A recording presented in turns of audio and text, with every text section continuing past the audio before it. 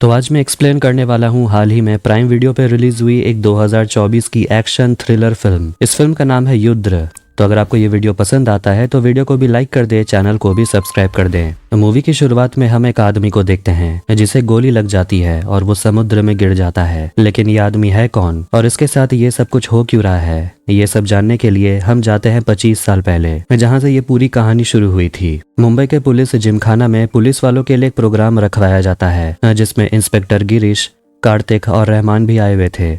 गिरीश बहुत ही निडर police officer है और उसने एक ऐसा काम किया है जिसकी वजह से सारे ड्रग्स माफिया अंडरग्राउंड हो चुके हैं। पुलिस कमिश्नर नायर भी गिरीश के इस काम से उसे शाबाशी देते हैं और इसी के लिए गिरीश को एक मेडल भी मिलने वाला है। लेकिन पुलिस कमिश्नर नायर गिरीश को बताते हैं कि जिस तरह तुमने सारे ड्रग्स माफिया को अंडरग्राउंड करवाया है, इस तरह तुम्हें सारे ड्रग्स माफिया के लीडर सिकंदर को भी पकड़ना होगा। दरअसल सिकंदर इंडिया का सबसे बड़ा ड्रग नेटवर्क चलाता है और उसी के अंडर बहुत सारे ड्रग्स माफिया भी काम करते हैं और अगर सिकंदर गिरफ्तार हो जाता है तो देश में ड्रग्स का क्राइम खत्म हो जाएगा। इसके बाद गिरीश अपनी पत्नी प्रेरणा के साथ घर की ओर निकलता है। प्रेरणा गिरीश के काम से बहुत ज्यादा खुश थी क्योंकि उसके काम के वजह से ही उसे मेडल मिलने वाला था। यहाँ हमें ये भी पता चलता है कि प्रेरणा प्रेग्नेंट हो चुकी है। लेकिन तभी हम देखते हैं कि एक ट्रक आकर गिरीश के गाड़ी को ठोक देती है जिस कारण उनकी गाड़ी पलट जाती है। कार्तिक और रहमान को जब यह पता चलता है तो वो दोनों गिरीश और प्रेरणा को लेकर तुरंत हॉस्पिटल चले जाते हैं। कार्तिक बहुत ज्यादा दुखी था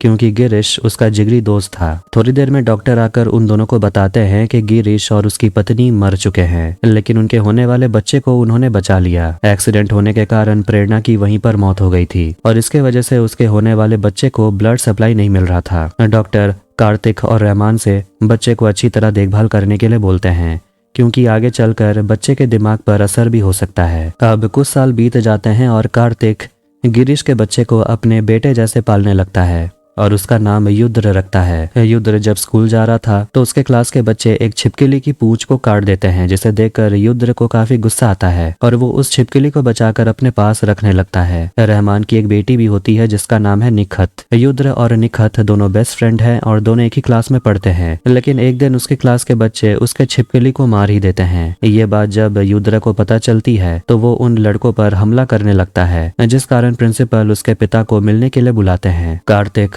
प्रिंसिपल को समझाता है कि उसके पैदा होने के बाद ही उसकी दिमागी हालत कुछ ठीक नहीं है और उसे बहुत ज्यादा गुस्सा आता है। प्रिंसिपल को सब पता था कि युद्ध कार्तिक का बेटा नहीं है बल्कि किसी और का बेटा है। ये बात युद्ध प्रिंसिपल के ऑफिस के बाहर से सुन लेता है और उसे पता चलता है कि कार्तिक उसके असली पिता नहीं है। उसी रात युद्ध का जन्मदिन भी था और पूरे घर में युद्ध का जन्मदिन मनाया जा रहा था। कार्तिक उसके लिए एक नया छिपकली लेकर आता है, लेकिन युद्ध अपने पिता से बहुत ज्यादा गुस्सा था क्योंकि उसे पता चल गया था कि वो उसके असली पिता नहीं है, इसलिए उसे और भी ज्यादा गुस्सा आ रहा था। अब इसी तरह कुछ साल बीत जाते हैं और युद्ध बड़ा हो जाता है और एक दिन वो अपने दोस्तों के साथ अपने बाइक से रेस लगा रहा था, लेकिन सामने पुलिस की नाकाबंदी थी और पुलिस वालों ने युद्ध को फिर से पकड़ लिया था क्योंकि इसके पहले भी युद्ध तेजी से गाड़ी चलाने के कारण उसे जेल जाना पड़ा था और बार बार उसके पिता कार्तिक उसे छुड़ाते थे और इस बार भी कार्तिक उसे छुड़ाने के लिए आ जाता है। यहाँ हमें पता चलता है कि कार्तिक अब रिटायर हो चुका है और वो अब बहुत बड़ा पॉलिटिशियन बन गया है। कार्तिक युद्ध के इस व्यवहार को लेकर काफी गुस्सा था क्योंकि युद्ध को बहुत ज्यादा गुस्सा आता है और उसी के वजह से वो अपने जीवन में कुछ कर भी नहीं पा रहा।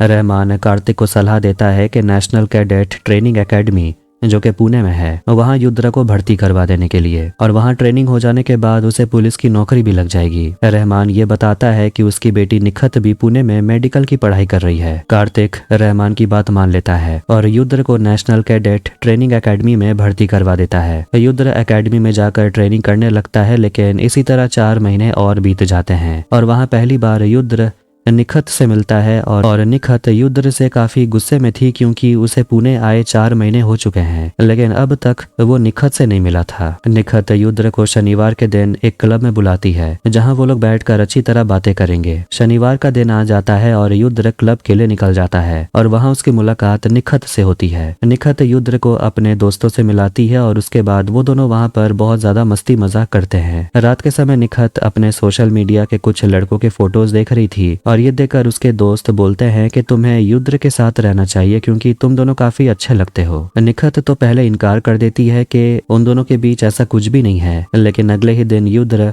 निखत से मिलने के लिए उसके कॉलेज ही पहुंच जाता है। निखत युद्रा से कहती है कि हम दोनों गर्लफ्रेंड बॉयफ्रेंड बन जाते हैं, और ये सुनकर युद्र हैरान हो गया था और साफ इनकार कर देता है। निखत गुस्से में आ जाती है और युद्र को समझाती है कि यहाँ इस शहर में मेरे अलावा तुम्हें और कोई लड़की नहीं मिलेगी। युद्र उसे कहता है कि हमारे एकेडमी में बॉलरूम डांस होने वाला है और उसे ये डांस नहीं आता, और वो निखत से कहता है कि ये डांस उसे सिखाने के लिए। निखत मान जाती है। अगले दिन निखत एकेडमी पहुंच जाती है और युद्र को बॉलरूम डांस सिखाने के लिए।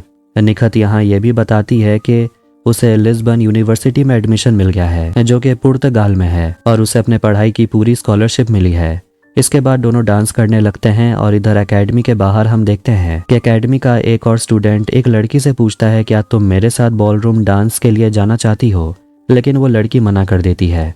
तभी वहां उस लड़की का बॉयफ्रेंड आ जाता है, जो कि एक सिविलियन है, यानी कि वो लड़का एकेडमी का नहीं था। उस लड़के का बॉयफ्रेंड उस एकेडमी के लड़के को बेधड़क मारने लगता है, और ये देखकर युद्र उसे बचाने के लिए आता है और सभी के ऊपर हमला करता है। ये खबर जब एकेडमी के ऑफिशियल्स को पता चलती है, वो तुरंत युद्र को एकेडमी से निकाल देते हैं और एक सिविलियन के ऊपर हमला करने के वजह से उसे 9 महीने की सजा सुनाते हैं। युद्र से मिलने के लिए उसके पिता कार्तिक और रहमान पहुंचते हैं। कार्तिक अपने बेटे को समझाता है कि कब तक अपने गुस्से के चलते तुम मारा मारी करते रहोगे, मैं कब तक तुम्हें बचाने के लिए यहाँ आता रहूंगा। युद्र मना कर देता है कि आज के बाद वो उसे बचाने के लिए ना आए। कार्तिक गुस्सा हो जाता है और वहां से चला जाता है। रहमान युद्र को बताता है कि तुम अपने पिता पर गए हो, तुम्हारे पिता भी बहुत गुस्से वाले थे। रहमान यहाँ असली बात बताता है कि गिरीश की मौत एक्सीडेंट के कारण नहीं हुई थी, बल्कि उसे मरवाया गया था। सिकंदर के आदमियों ने गिरीश की जान ली है, और अब सिकंदर देश के बाहर अंडरग्राउंड हो गया है, और अब फिरोज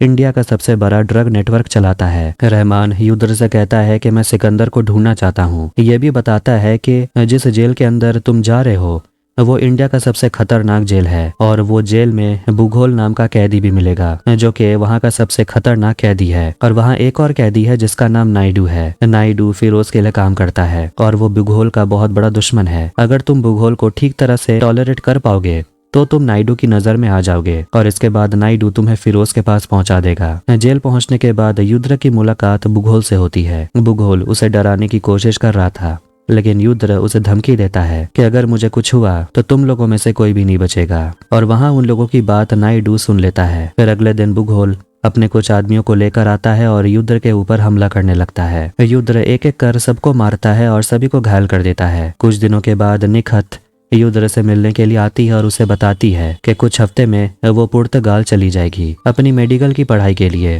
वो युद्र को समझाती है कि इस तरह के काम मत करो और अपने गुस्से को कंट्रोल में रखो। युद्र उसकी एक भी बात नहीं मानता और उसे यहाँ से चले जाने को बोलता है। निखत बहुत दुखी हो गई थी और एक हफ्ते के बाद वो पुर्तगाल चली जाती है। अब इसी तरह युद्र की 9 महीने की सजा खत्म हो जाती है। आखिर में उसकी मुलाकात नायडू से होती है। नायडू युद्र से पूछता है जेल से निकलने के बाद तुम क्या करने वाले हो। युद्र उसे कुछ भी नहीं बताता। नायडू उसे फिरोज का पता देता है और उसे मिलने के लिए बोलता है। युद्र की सजा खत्म हो जाती है और वो जेल से निकलकर सीधा फिरोज से मिलने के लिए पहुंचता है। फिरोज एक प्रोफेशनल बुचर है और आज तक वो अपना काम करते आ रहा है और उसका एक बेटा भी है जिसका नाम शफीक है। नायडू ने फिरोज को युद्र के बारे में सब कुछ बता दिया था कि वो पुलिस वाले का बेटा है और वो जेल में बहुत लोगों को मारा भी है, और इसी खुशी में फिरोज उसे कुछ पैसे भी देता है। युद्र पैसे लेने से मना कर देता है और सिकंदर के बारे में पूछता है कि वो कहाँ है। युद्र पूरी कहानी बता देता है कि पहले सिकंदर और शमशेर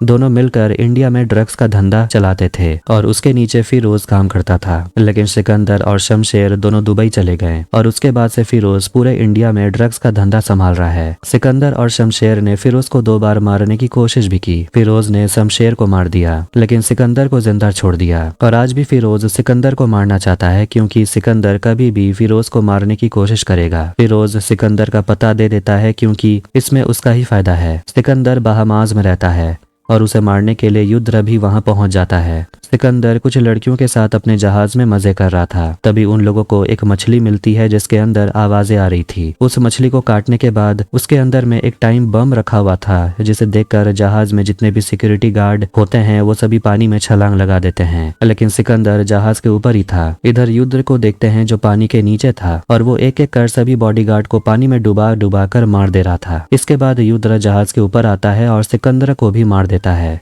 वापस लौटने के बाद फिरोज युद्र को शाबाशी देता है क्योंकि सिकंदर एकमात्र उसका दुश्मन था और अब वो भी मर चुका है। और ये काम करने के बाद युद्र की इज्जत फिरोज की नजरों में बहुत बढ़ चुकी थी। इसके बाद रहमान युद्र से मिलने के लिए उसके घर आता है और उसे वार्निंग देता है कि आइंदा मुझसे पूछे बिना तुम कुछ भी काम नहीं करोगे, क्योंकि सिकंदर को मारने का प्लान रहमान का नहीं था और इसमें युद्र की भी जान जा सकती थी। रहमान ये भी बताता है कि अब से फिरोज जितने भी ड्रग्स का सप्लाई करेगा उसका सारा डिटेल युद्र को समय समय पर बताने के लिए बोलता है। लेकिन युद्र पूछता है कि मैं आपसे कांटेक्ट कैसे करूंगा। रहमान एक ऑनलाइन गेम के बारे में बताता है और उस गेम को खेलने के समय दो लोग आपस में ऑनलाइन बातें कर सकते हैं। इसी गेम के जरिए हम दोनों आपस में बात करेंगे। इस गेम में दोनों के अलग अलग आईडी भी बना दिया जाता है। इसके बाद फिरोज जितने भी ड्रग्स की डीलिंग करता है युद्र उन सब के बारे में रहमान को समय समय पर खबर भेजते रहता है। फिर एक दिन फिरोज सबको मीटिंग में बुलाता है और बताता है कि आज तक उनका माल पाकिस्तान से दुबई आता था, लेकिन रास्ते में पुलिस वालों की इतनी कड़ी निगरानी हो चुकी है कि माल आते आते माल का भाव बढ़ जाता है और इसके बाद कस्टमर माल को ले नहीं पाते। इसलिए हमें अब से सारा ड्रग सप्लाई चीन से करवाना होगा। ये बात युद्र रहमान को बता देता है कि चीन के सबसे बड़े ड्रग डीलर के साथ फिरोज की डीलिंग हो चुकी है और वो 5000 किलो ड्रग्स मंगवा रहे हैं। इसके लिए आधा पेमेंट दे दिया गया है और आधा पेमेंट डिलीवरी हो जाने के बाद मिलेगी। फिरोज बताता है कि चीन से माल दुबई आने तक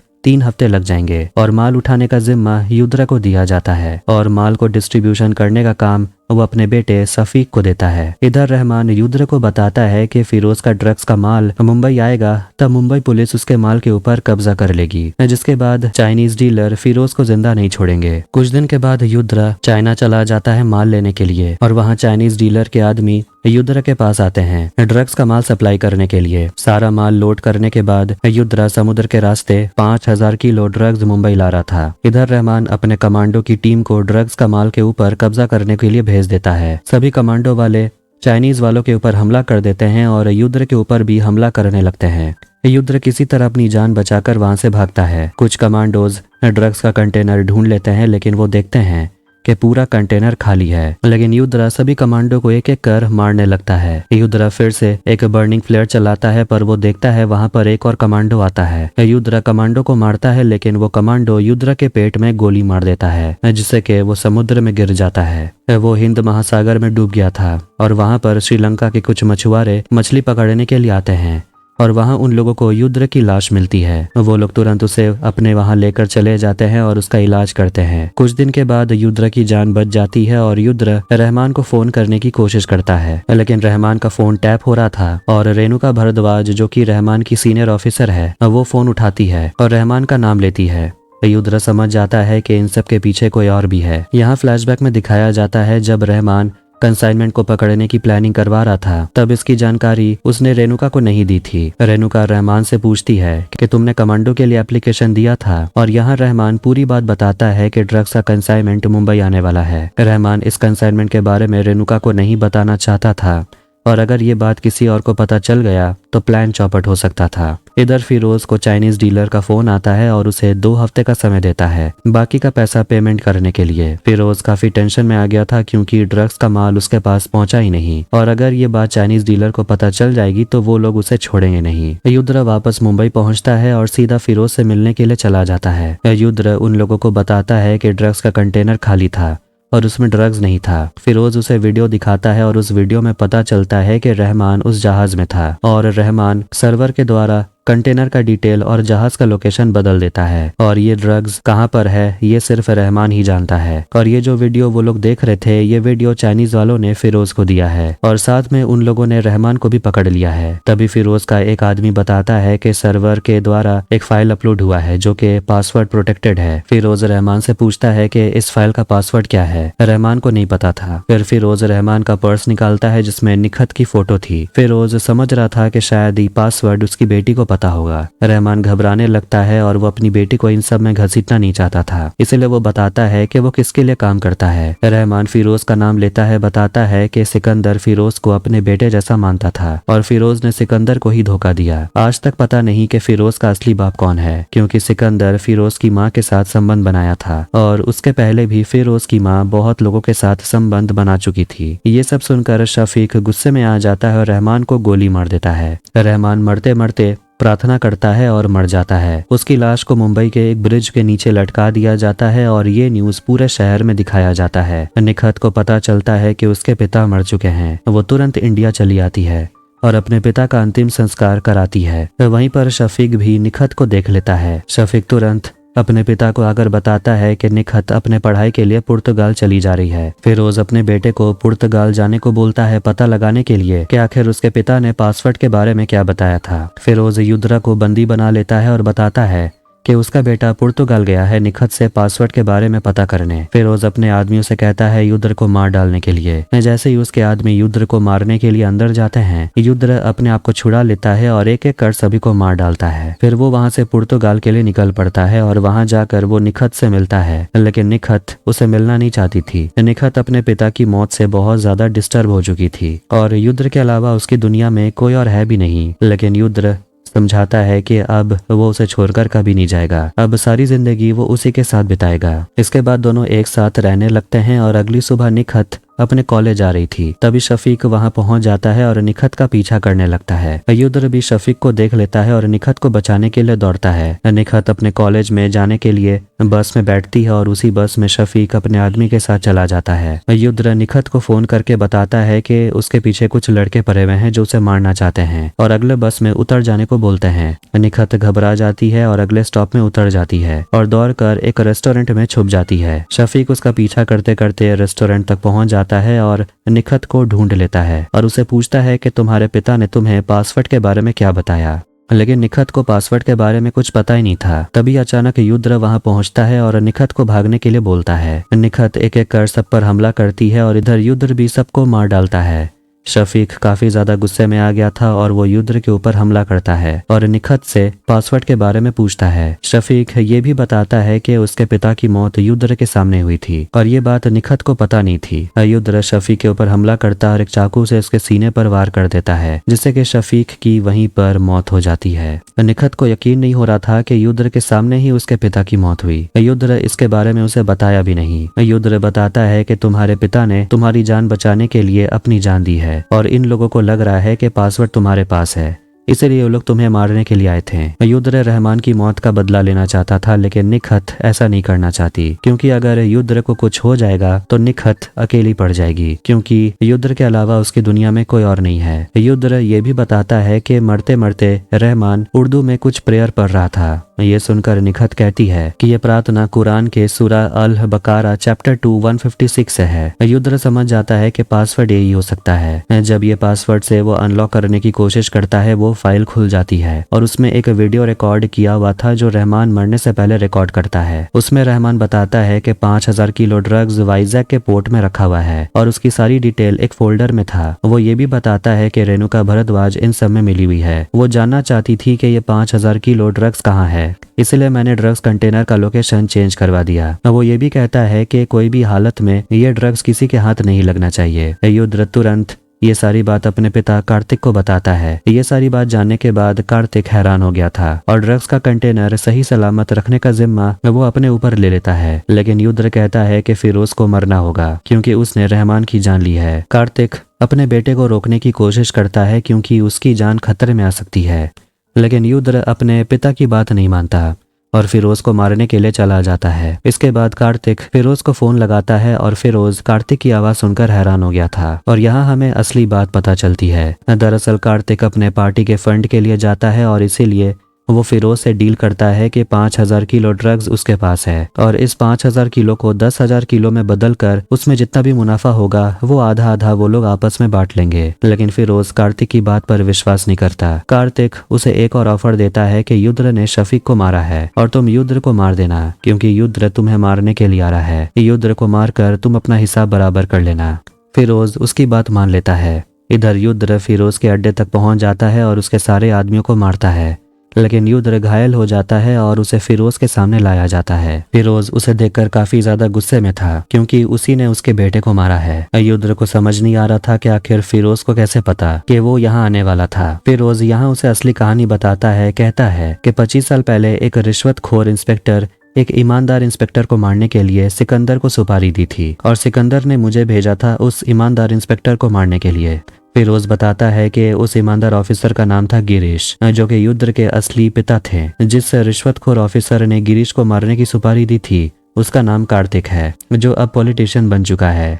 ये सुनकर युद्र हैरान हो गया था कि कार्तिक जिसे अपना बाप मानता था, असली में उसी ने उसके असली बाप को मारा और अब कार्तिक ने ही युद्र को मारने की सुपारी दी है। युद्र काफी शौक में आ गया था। इधर कार्तिक से मिलने के लिए रेणुका आती है। पता चलता है कि कार्तिक ने रेणुका को जहाज में युद्र को मारने के लिए भेजा था। कार्तिक रेणुका से कहता है जाकर निखत को मार डालने के लिए। इधर युद्र को उल्टा लटका दिया जाता है और उसे फिरोज मारने वाला था। तभी युद्र मरने से पहले अपनी आखिरी ख्वाहिश कहता है कि उसे लॉलीपॉप खाना है। फिरोज उसे लॉलीपॉप खिलाता है और अचानक लॉलीपॉप को युद्र फिरोज की आंख में घुसा देता है, जिससे कि उसकी आंख फूट जाती है। युद्र अपने आप को किसी तरह छुड़ा लेता है और सबके ऊपर हमला करता है। फिरोज वहां से भागने की कोशिश करता है, लेकिन युद्र बंदूक से लावा के कैबिनेट में बंदूक चलाने लगता है, जिससे कि वहां से लावा निकलने लगता है और फिरोज लावा में डूबकर वहीं मर जाता है। युद्र निखत को बचाने के लिए उसके घर की तरफ जाने लगता है। इधर रेणुका निखत के घर पहुंच गई थी। निखत रेणुका को देखकर समझ गई थी कि वो उसे मारने वाली है, इसीलिए वो बाथरूम में छुप जाती है और नल से पानी गिराने लगती है।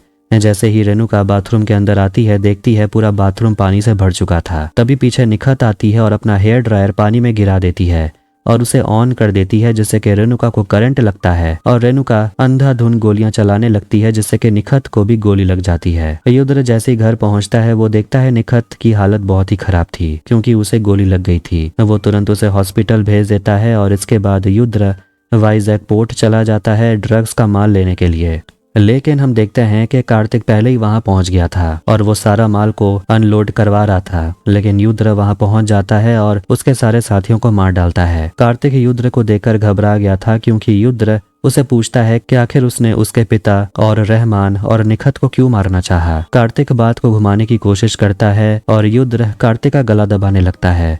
कहता है कि अगर निखत को कुछ हो गया तो मैं भी जिंदा नहीं रहूंगा। अब युद्र कार्तिक का गला दबाकर उसे मार डालता है। कुछ दिन के बाद निखत भी ठीक हो जाती है और इसके बाद युद्र और निखत अपने आगे की जिंदगी जीने लगते हैं और इसी के साथ ये फिल्म यहीं पर एंड हो जाती है। तो आपको ये वीडियो कैसा लगा कमेंट करके जरूर बताएं। वीडियो पसंद आया तो वीडियो को भी लाइक कर दें, चैनल को भी सब्सक्राइब कर दें। मिलते हैं नेक्स्ट वीडियो में। Take care.